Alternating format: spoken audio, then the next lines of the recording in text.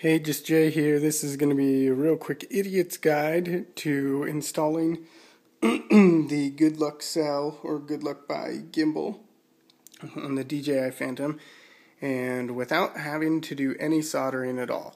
So one thing you'll want to get is one of these little JST connectors, and I got a pack of them with the male and female ends and the leads already connected. Now I would recommend soldering, but this is for people that just are afraid to solder. Now all you have to do is take this wire here. This is the kind of the auxiliary accessory wire that comes stock on the Phantom, and you strip the ends of the wire,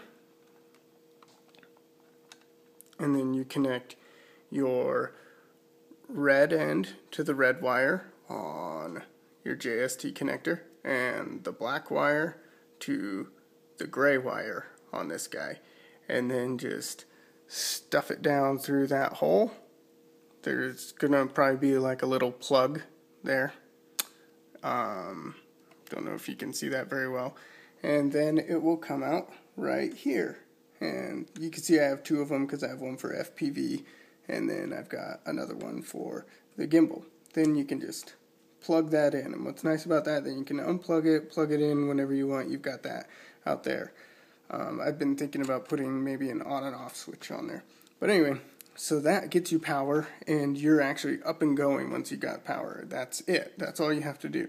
Now if you want pitch control, unfortunately on mine they put the connector on here upside down.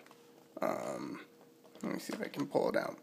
So on these little connectors, let's see if I can get it to focus at all, there's actually a rounded edge to them on one side. And so what I had to do, I had to shave a little section right there on the edge to get it to fit correctly, because if you look in there, it's just got a little bit of a rounded edge here at the bottom corner. And these wires, you have a white stripe down one of the leads. That wire needs to go on bottom, and my connector wanted, it fits in perfectly this way with the white stripe on top, and so I was like, oh, it must go that way. Well, it doesn't. The white line has to go on the bottom, and so it would fit in without shaving that part down, but it helped to shave that part down to fit it in a little bit better. So then you just connect that guy into the F2, and I updated my firmware to have the pitch control and everything, and then turn my controller on. You've got the pitch control right there, and let me go ahead and power this up real quick. So we'll power it up.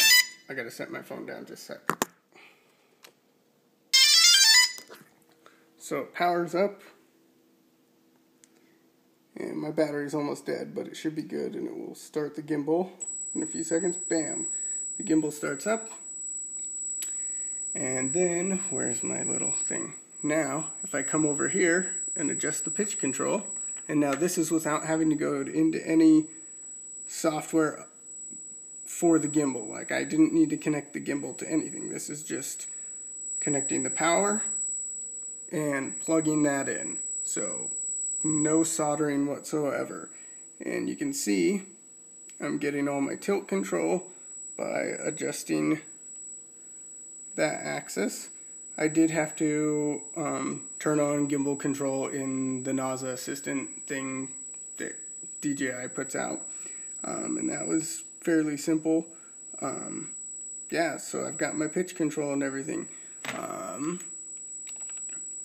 and it seems to be working great. One thing to note is that yes, there is tape on my gimbal, and that is because if under here, the little control board under here that tells it how it's balanced, they put a little bit too much glue on one side, so it was mounted a little bit crooked.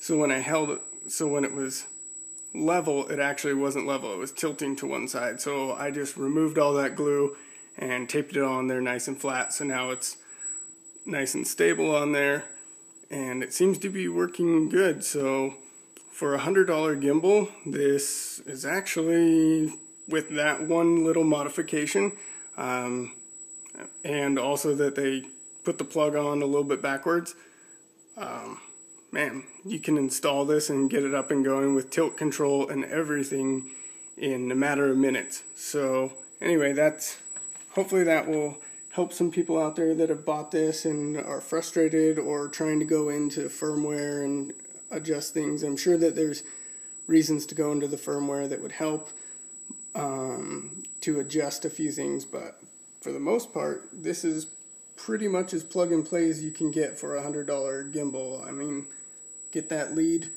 twist those wires together and tape them up, and honestly, there is no soldering necessary if you choose to do it that way. But like I said, I would probably solder it in just to be safe.